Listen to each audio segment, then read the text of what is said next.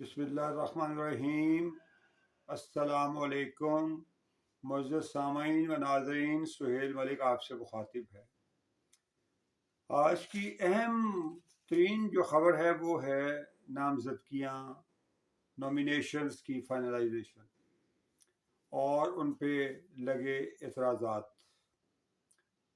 تو جو سارے ملک کی صورتحال آج سامنے آئی ہے اس میں بالخصوص پی ٹی آئی کے بہت بڑے اسٹالورٹس، بہت ایمیننٹ ان کے پرومیننٹ جو ان کے لیڈرز تھے، ان کے کاغذات نامزدگی پہ اعتراض لگائے اور مسترد کر دیے گئے ہیں۔ جن میں سر فہرست ہیں محترم عمران خان صاحب۔ انہوں نے لاہور کی حلقہ NA-122 سے کاغذات جمع کروائے اور ایک میاں والی کے حلقے سے کروائے، دونوں پہ اعتراض لگ گیا۔ لاہور میں غالباً مبینہ طور پہ یہی ہے کہ جی ان کا جو تجویز کنندہ اور تائید کنندہ یعنی کہ پرپوزر اینڈ سیکنڈر جو تھے وہ اس حلقے کے ووٹرز نہیں تھے، وہ کسی اور حلقہ کے تھے۔ یہ بہت بڑا ایک اعتراض ہے۔ اور اسی طرح علی محمد اور باقی زرتاج گل اور اس طرح کے جتنے پرومیننٹ، سواتی خان اور بے شمار جو ان کے پرومیننٹ لیڈرز تھے، وہ ساروں کے کاغذات نامزدگی مسترد ہو گئے ہیں۔ اب گزارش یہ ہے کہ کاغذات مسترد کیوں ہوتے ہیں، اس میں بڑی 4-5 موٹی موٹی چیزیں ہیں جو بڑی کامن سینس کی ہیں۔ پہلی چیز تو یہ ہے جی کہ آپ کا جو پرپوزر اور سیکنڈر ہے وہ اس حلقے کا ووٹر ہونا چاہیے۔ نمبر 2، آپ کسی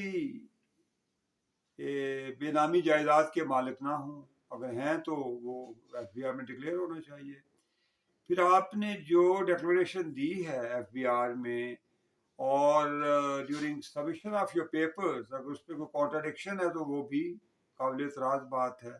پھر جو یوٹیلیٹی بلز ہیں اور بینکوں کے ساتھ جو آپ کا لین دین ہے اس پہ بڑی شفافیت ہونی چاہیے، وہاں پہ کہیں نہ کہیں گڑبڑ ہو جاتی ہے جس کی وجہ سے پھر پریشانی بنتی ہے اور پھر وہ آر اوز جو ہیں وہ آپ کے کاغذات مسترد کر دیتے ہیں۔ اب اس کے اوپر الیکشن ٹریبیونل نے ریویو کے لیے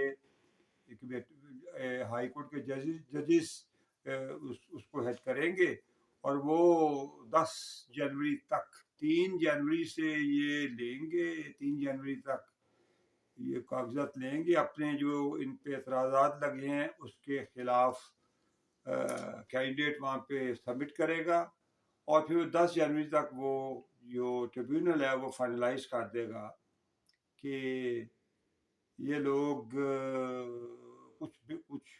کچھ کی ایکسیپٹنس ہو جائے گی اور ہو سکتا ہے ساروں کی ہو جائے اور کچھ کی نہیں ہوگی۔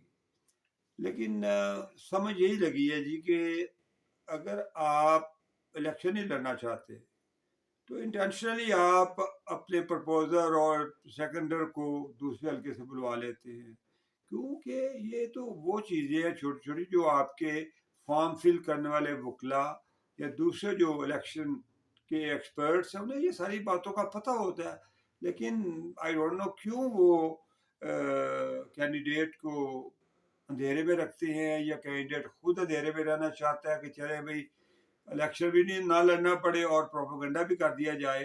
تو اس طریقے سے تو معاملات نہیں چل سکتے۔